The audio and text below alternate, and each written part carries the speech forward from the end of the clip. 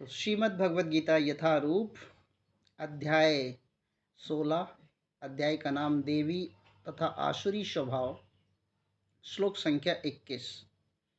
त्रिविधम, तीन प्रकार का, नरकस्य, नरक का, इदम यह, द्वारम द्वार, नाशनम विनाशकारी, आत्मनः आत्मा का, कामः काम, क्रोधः क्रोध, तथा और, लोभः लोभ, तस्मात् अतएव, एतत् इन, त्रियम तीनों को, तज्जते त्याग देना चाहिए। त्रिविधम नरकस्य इदं द्वारं नाशनम आत्मनः, काम क्रोध तथा लोभः, तस्मात् एतत् त्रये तज्जते।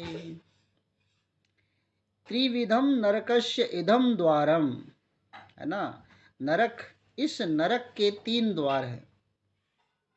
द्वार का नाम क्या है? पहला द्वार है काम, दूसरा है क्रोध और तथा लोभ।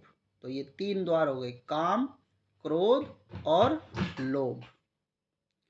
प्रत्येक बुद्धिमान, जो बुद्धिमान मनुष्य है ना, जो बुद्धिमान नहीं है वो रखेंगे, ये तीन चाबी रखेंगे, और जो बुद्धिमान है वो क्या करेंगे? तीन चाबी को छोड़ देंगे।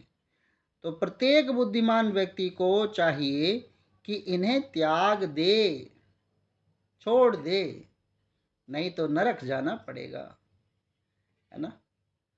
तो कभी कभी कोई हमें थोड़ा सा उकसाए और हम एकदम क्रोध में आग बबूले हो जाए, तो हम कहाँ जा रहे हैं? नरक जा रहे हैं। तो हमें नरक की चाबी नहीं लेनी है।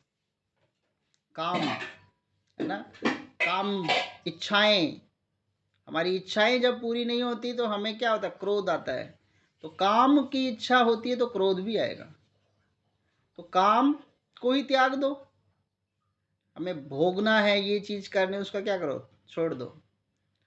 लोभ, है ना, काम क्रोध लोभ, ये तीनों को त्यागना है, तो व्यक्ति क्या है? नरक जाने से बच सकता है। ठीक है, तो सभी को जाना है कि छोड़ना है? प्रभु जी छोड़ना है। हाँ जी, तो प्रभु जी छोड़ना तो है, पर कैसे छूटे प्रभु जी? बड़ी मुश्किल है। कैसे छूटे, ये है प्रश्न। जैसे प्रभु जी एक बात बता दीजिए, जैसे कि हमने अपनी मेहनत से कुछ किया है और उसमें कोई सोचे कि यार, कोई सामने वाला समझाए ये तुम नहीं, उसको भी ऐसा कर दो, हम ना करें प्रभु जी, तो पाप पड़ेगा। हमने मेहनत से किया है, इसका मतलब क्या है? भगवान ने कुछ उसमें सहयोग नहीं दिया। हमने मेहनत जी प्रभु जी, जैसे हम बोलते हैं कि हमने मेहनत किया है, तो क्या भगवान ने उसमें कोई सहयोग नहीं किया? सब कुछ भगवान कर रहे हैं। प्रभु जी पूरा भगवान का ही है। जैसे कि प्रभु जी ये अब हम कैसे समझाएं कि समझ में नहीं आ रहा। जैसे तीन लोग हैं घर में, अब जैसे एक को थोड़ा सा उनके बच्चों का ज्यादा भार है, तो अब सोचे कि सारा हम पे कर दे या अपना कुछ अच्छा सुख न उठाओ, उनके लिए जिंदगी जो, तो ऐसे कैसे हो सकता है प्रभु जी? माता जी थोड़ा प्रश्न मेरे को समझ में नहीं आ रहा। तीन लोग हैं तो ऐसा, एक बार थोड़ा। प्रभु जी जैसे 4-5 बच्चे मेरे हैं, हाँ जी, और या सामने वाले के 1 ही 2 हैं, वो सुख से जी रहा है, वो अपना सारा सुख त्याग के सामने वाले को 4-5 में लग के वो कैसे क्या कर सकता है प्रभु जी? दूसरे का सामने वाले के 4-5 हैं तो उनको हम अपना जिंदगी का सारा सुख त्याग के ऐसा कर सकते हैं? ऐसा तो नहीं कर सकते माता जी। लेकिन क्या है कि जो कुछ भी है हमें भगवान का ही धन्यवाद देना होता है, कि जिसको जैसा भगवान ने रखा है, जाई भी दी रखा है, ताई भी प्रभु दी। जी हम बताएंगे किसी दिन, जैसे घर में 3 भाई हैं,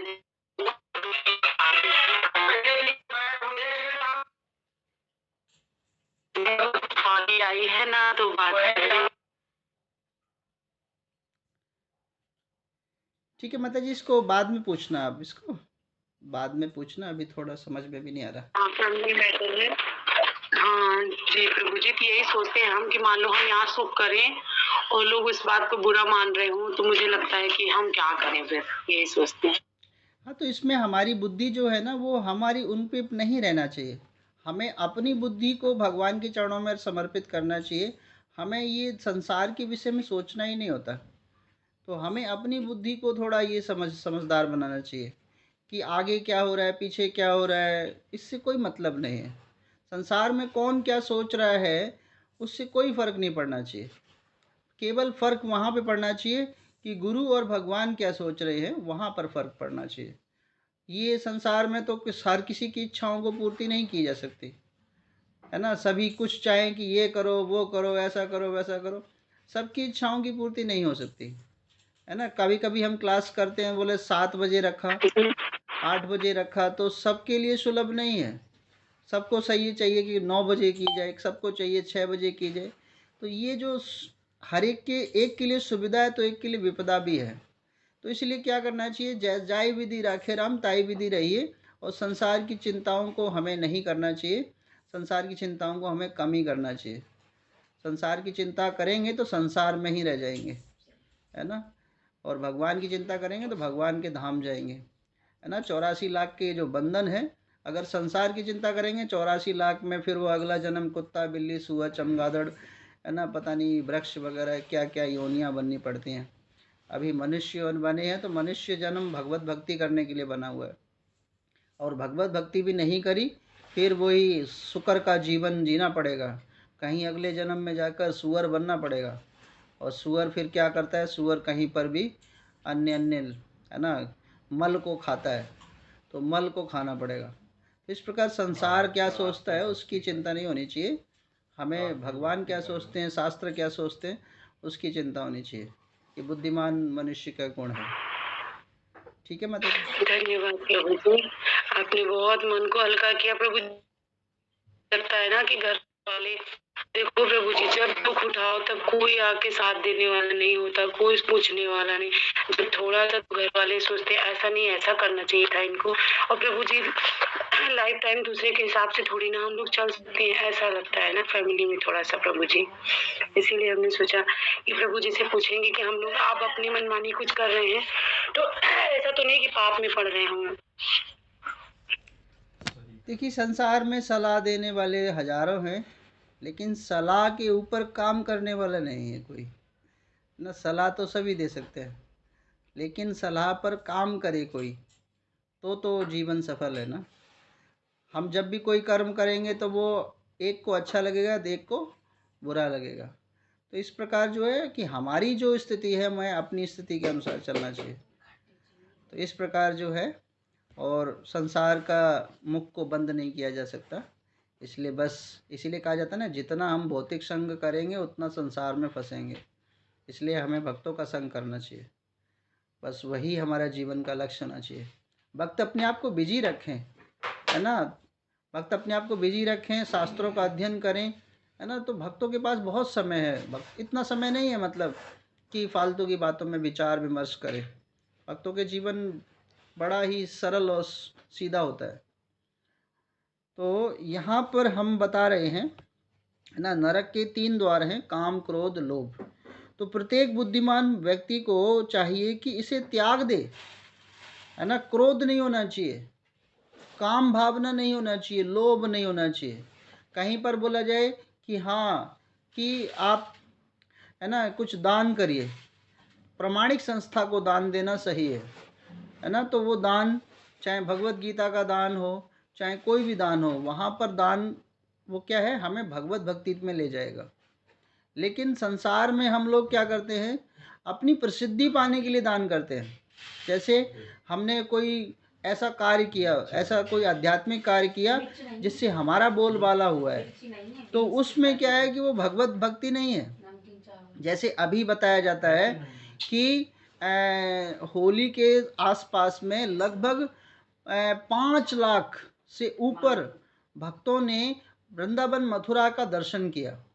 लेकिन उन 5 लाख में से कितने भक्तों ने अपने भाव के साथ दर्शन किया, सब भक्त क्या होते हैं, वहाँ पे मथुरा वृंदावन जाते हैं और भगवान के सामने आकर बस फोटो खींचने के लिए दर्शन करते हैं, ताकि वो इंस्टाग्राम और व्हाट्सएप पर लगाया जा सके।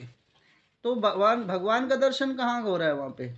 वो तो क्या है, अपना दर्शन दे रहे हैं, है ना, कि अपना दर्शन दे रहे हैं। और हम कैसे अपना कैसे इंस्टाग्राम को, कैसे अपना व्हाट्सअप को, कैसा फेसबुक को फिर मेंटेन करेंगे। हाँ, हम कहाँ होकर आए हैं? भगवान के धाम होके आए हैं। हरि बोल हरि बोल। अरे तुम भगवान के धाम गए थे? अरे भगवान ने, भगवान के धाम में भगवान के भाव के साथ जाइए ना। उस प्रकार का अगर भाव हो तो भगवत धाम जाना चाहिए। नहीं तो फिर वो क्या है, इच्छाएं हैं, काम है, उसमें भी काम वासना है कि हम काम की इच्छा करने के लिए हम, है ना, उसके लिए भगवत धाम जा रहे हैं। तो इच्छाएं जब तक हैं तब तक हम क्या है, भगवान का प्राप्त नहीं कर सकते। इच्छाएं रहित होना चाहिए, कोई इच्छा नहीं, है ना। क्या कहा जाता है, एकल है ईश्वर कृष्ण, ईश्वर की इच्छा होनी चाहिए। अन्य अभिलाषा शून्यम होना चाहिए कि मुझे कोई चीज नहीं, मुझे कुछ नहीं चाहिए, सिर्फ और सिर्फ प्रभु मुझे आपकी भगवत भक्ति ही चाहिए, आपको जैसा लगे वैसा मुझे चाहिए। तो ये जो श्लोक है, अगर हम काम क्रोध लोभ तीनों को रख रहे हैं तो डेफिनेटली हम नरक की तरफ बढ़ रहे हैं। और नरक का वर्णन तो श्रीमद् भागवतम में कितना सुंदर है ना, कि जब हमारी इच्छाएं जब होती हैं, जैसा हमारी इच्छाएं होती हैं वैसा ही हमें यह नरक में जाकर एक यातना शरीर मिलता है। यातना शरीर क्या होता है कि उसमें व्यक्ति मरता नहीं है बस, लेकिन बहुत ज़्यादा पीड़ा दर्द बहुत ज़्यादा होता है। जैसे कोई मदिरा पीता है, दारू पीता है, तो उसको भी कुंभीपाक नरक में ले जाया जाता है। वहाँ पर तेल को खोलते हुए तेल को उबाला जाता है और फिर उसके मुंह में डाला जाता है। बोले तुझे न क्या करना है, तुझे मदिरा पीना था, तो इस प्रकार बहुत बड़ा यातना दी जाती है। उसमें कई हजार गुना पीड़ा होती है। देखिए, जो व्यक्ति भगवत भक्ति करता है तो उसकी अंतिम घड़ी जो है ना, बहुत सुखपूर्वक होती है। अंतिम घड़ी सुखपूर्वक कैसी होती है कि जब व्यक्ति कोई मरता है तो अगर भगवान की भक्ति कर रहा है तो वो आराम से शरीर को त्याग देगा, उसको कोई ज़्यादा पीड़ा नहीं होगी। लेकिन जो भगवत भक्ति नहीं कर रहा है तो उसको जब वो शरीर त्यागेगा तो उसमें जैसे 1000 बिच्छुओं ने उसको डंक मारा है। तो एक हजारों बिच्छू जब डंक मारते हैं तो एक बिच्छू डंक मारता है तो कितना दर्द होता है ना। किसी को बिच्छू ने खाया हो तो वही समझ सकता है कि एक बिच्छू से कितना दर्द होता है। अब हजारों बिच्छू जब डंक मारते हैं तो कितना दर्द होगा। तो ऐसी ही मृत्यु होती है कि जो भगवत भक्ति नहीं करते उनकी मृत्यु ऐसी होती है कि हजारों बिच्छू चिपट जाते हैं, उनके प्राण बड़े कठिनता से निकलते हैं। और जैसे उसका बिच्छुओं का जो दर्द जो होता है ना, तो मुंह पर, चेहरे पर जो होती है ना, बहुत घबराहट होती है। उनका चेहरा देखने लायक, मतलब ऐसा हो जाता है, मृत्यु के समय देखा नहीं जाता है ना, आड़ा टेढ़ा हो जाता है। समझो ऐसा व्यक्ति जो है फिर वो कहाँ गया है, वो नरक की यात्रा के लिए गया है। तो इसीलिए क्योंकि जो भगवत भक्त होते हैं वो चिंतन किसका करते हैं, केवल और केवल भगवान का करते हैं।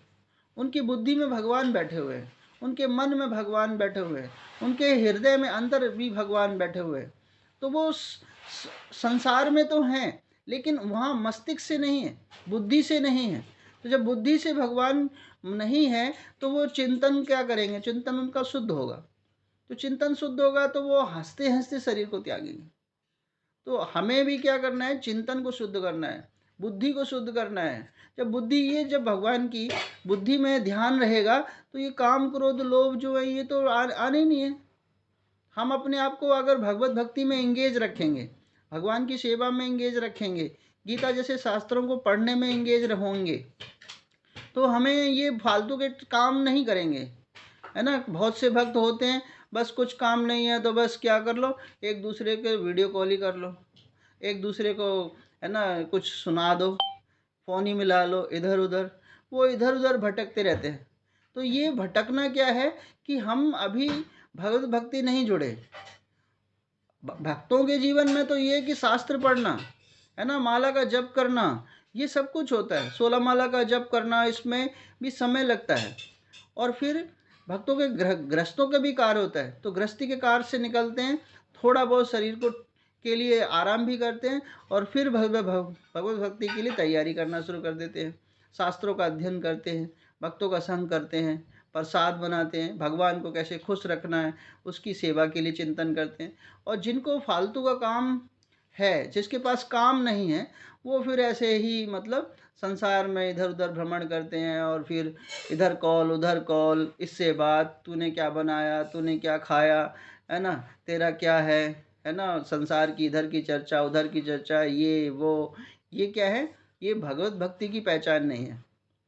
कि अभी कृष्ण हृदय में समाये नहीं है। जिसके हृदय में कृष्ण समा जाएंगे वो तो बिल्कुल भक्ति वाली फ़ोन भी करेगा तो भक्ति वाली फ़ोन करेगा, है ना। चर्चा भी होगी तो एक कृष्ण की चर्चा होगी, अन्यथा कोई चर्चा नहीं होगी।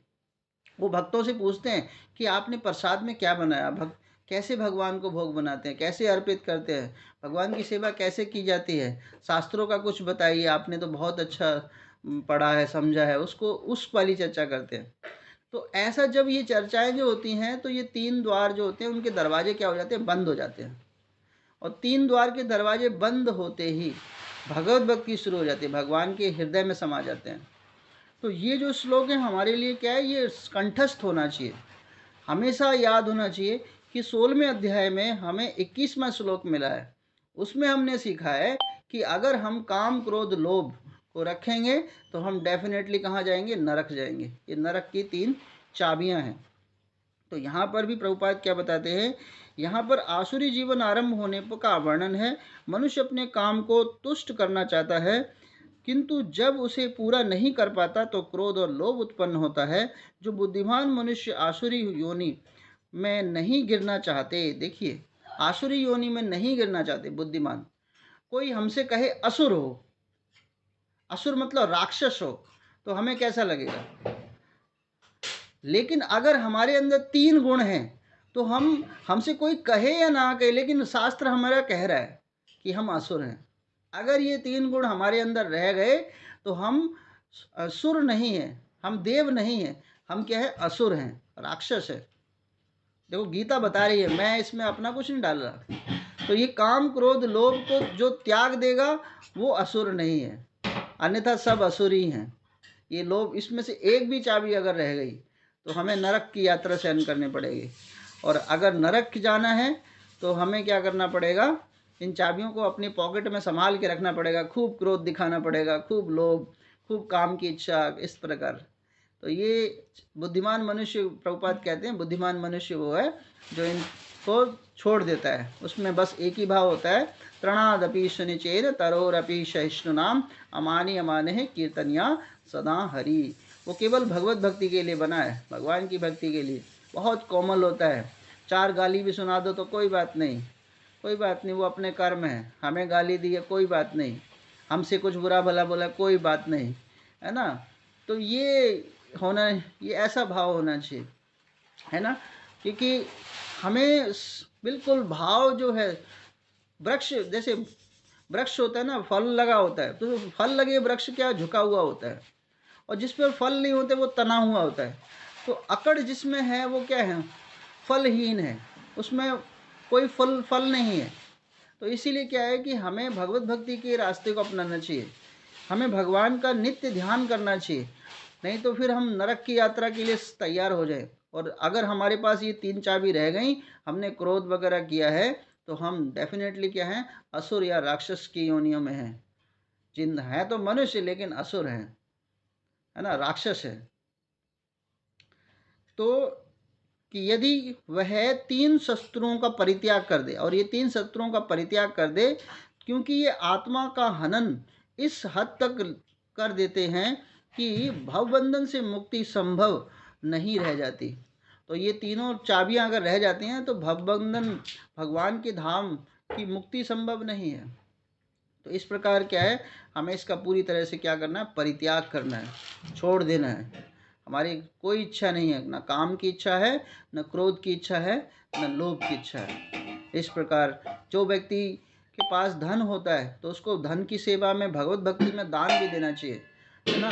लेकिन क्या है, वो व्यक्ति खूब भगवान दे रहे हैं लेकिन व्यक्ति लोभी बन गया है है ना, उसके हाथ से धन व्यय नहीं हो रहा है, तो भगवान भी बोलते हैं कि दिया मैंने इतना कुछ है, लेकिन तुम भगवत भक्ति में लगा नहीं रहे हो, भगवान की सेवा में लगा नहीं रहे हो, तो फिर भगवान क्या है, अगला जीवन में फिर कंगाल बना देंगे, बिल्कुल, है ना, झुग्गी झोपड़ी में रहने वाले कंगाल बन जाएंगे। तो इस प्रकार अगर हमें पास धन संपत्ति है तो उसके लिए खुलकर भगवान पे दान देना चाहिए, गौशाला में दान देना चाहिए। भगवत गीता में जब मैराथन आता है तो उसमें भगवत गीता खरीदने के लिए उसमें दान देना चाहिए। तो इस प्रकार जो है हमें करना चाहिए, इस प्रकार हमारी सामर्थ्य है, इस जीवन में हमें मिला है तो अगला जीवन भी हमें, अगर मान लो भगवान के भक्त भगवान के धाम नहीं जा पाते तो कम से कम ऐसे परिवार में तो रहे जहाँ पे खूब धन दौलत हो, खूब हमारा, है ना, प्रतिष्ठा हो। तो इस प्रकार की हमारा को इस प्रयत्न करना चाहिए।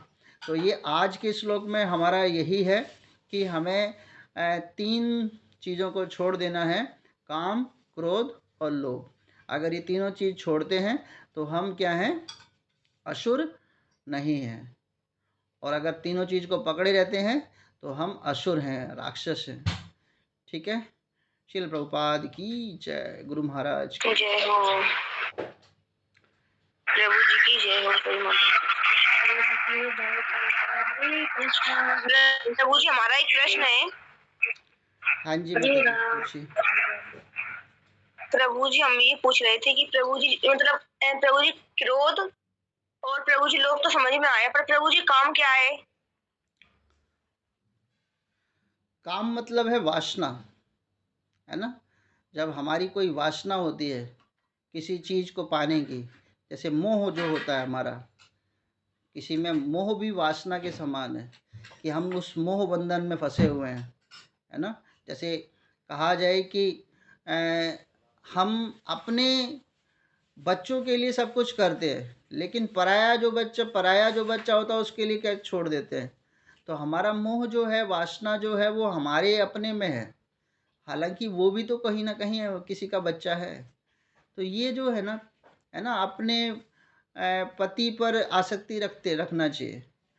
तो ये जब हम अन्य अन्य पतियों पर आसक्ति रखें या पति जो है अन्य स्त्री पर आसक्ति रखें, तो ये क्या है, काम है, इसको बोलते हैं काम। ये इच्छाएं हैं, वासना है। तो ऐसी वासनाओं का परित्याग नहीं करते तो हम नरक के लिए जाते हैं। ठीक है माता जी, समझ में आया? जी प्रभु जी एक प्रश्न और है कि जैसे प्रभु जी मतलब अनजाने में जो पाप होते हैं भगवान उन्हें तो माफ करते हैं, जैसे प्रभु जी हम लोगों से जान में जो पाप हो जाते हैं और प्रभु जी जैसे पहले हमसे हो गए, अब प्रभु जी हमें लग रहा है वो काम मतलब जो हमने किया है वो गलत था, तो प्रभु जी उसके लिए क्या करें? जो पाप अनजाने में होते हैं भगवान उसके लिए दयालु हैं, लेकिन कोई भक्त होते हैं जानते भी हैं लेकिन रच रच के पाप करते हैं। तो रच रच जैसे के प्रभु जी मतलब बेअकलपंती प्रभु जी हमसे बहुत से ऐसे काम हो गए हैं प्रभु जी, अब हमें लग रहा है प्रभु जी वो काम गलत था, तो प्रभु जी उसके लिए क्या करें? उसके लिए पाप मोक्षनी एकादशी आपने रखी है कि नहीं रखी? प्रभु जी रखी तो थी। हाँ, तो बस फिर कल का महत्व पढ़ा था ना, आपने सुनाया था पाप मोक्षनी एकादशी का। जी प्रभु जी पढ़ा था। ये एकादशी हम इसीलिए रख रहे हैं क्योंकि हमसे पाप हो जाते हैं, है ना, गलती से हो जाते हैं, लेकिन अनजाने में अगर हुए हैं तो एकादशी रखना ही सब क्या होता है। और भगवत भक्ति, हरे कृष्णा महामंत्र का जप करना, इस प्रकार जो है भगवान दयालु हैं। भगवान फिर वो नहीं देखते, अगर भगवान का नाम ले रहे हैं, भगवान जैसे कोई व्यक्ति संसार में कोई किसी का नाम लेता है ना, प्रधानमंत्री का ही नाम लेता है, अरे मोदी जी आप बहुत अच्छे हो, मोदी जी बहुत अच्छे हो, मोदी जी बहुत अच्छे हो, प्रधानमंत्री का नाम दिन रात लेता रहता है। तो एक आधी बार अगर मान लो वो गलती भी कर देता है तो मोदी जी उसको नहीं देखते। तो इसी प्रकार क्या है कि अगर हम भगवान का नाम ले रहे हैं, भगवान की सेवाओं में लगे हुए हैं, तो एक आधी बार अगर मान लो कुछ हो भी जाए तो भगवान उसको नहीं देखते हैं। ठीक है माता जी? जी प्रभु जी बहुत बहुत धन्यवाद प्रभु जी, आपने समझाया। हाँ जी, कृष्ण बड़ो दया में, भगवान बहुत दयालु है, लेकिन नाम लेना चाहिए, भगवान की शरणागति होना चाहिए, तब दया है। अब नाम लेते नहीं है, भगवान से कहते हैं, है ना, एक बार भगवान पर लगा दिया, बोले हम भगवान की भक्ति करते हैं, हम भगवान के लिए पनीर, हमने भगवान के लिए पनीर बनाया है, तो ये भगवान उसी से खुश है। लेकिन पनीर बनाते किसके लिए है? हम अपने लिए संतुष्टि के लिए बनाते हैं। तो ये जब भाव जब होता है ना कि मार्केट से सब्जी भी खरीदते हैं, फल भी खरीदते हैं, किसके लिए खरीदे हैं, है ना? तो ये समझना चाहिए, हम भगवान के लिए खरीदे तो भगवान उसमें कृपा करते हैं। जो भी भगवान के लिए कोई भी भोजन बनाते हैं, सब कुछ भगवान में अर्पित होना चाहिए, तब भगवान को प्रसन्न होते हैं। लेकिन वो कहते हैं ना कि हमारी इच्छा है, हम ये खान करना चाहते हैं, तब भगवान कहते हैं कि अभी तो तुम्हारी इच्छा है ये। एक व्यक्ति के मंदिर में देवी देवताओं की मूर्ति थी और भगवान की भी मूर्ति थी।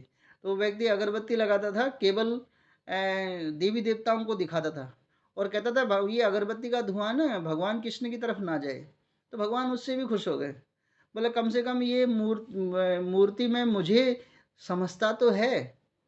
तो भगवान उससे भी खुश हो गए। तो इसीलिए क्या करना चाहिए, हमें भगवान में भाव देखना चाहिए कि भगवान हमारे घर बैठे हैं, है ना? तो वो भाव होना चाहिए, अंदर से हृदय में होना चाहिए, वास करना चाहिए, तब हम समझेंगे इस चीज को। ठीक है माता जी? जी प्रभु जी, बहुत बहुत धन्यवाद प्रभु जी, आपने समझाया। प्रभु जी के लिए by chanting Hare Krishna Krishna Krishna Hare Hare, Hare Ram Ram Ram Hare Hare. Prabhu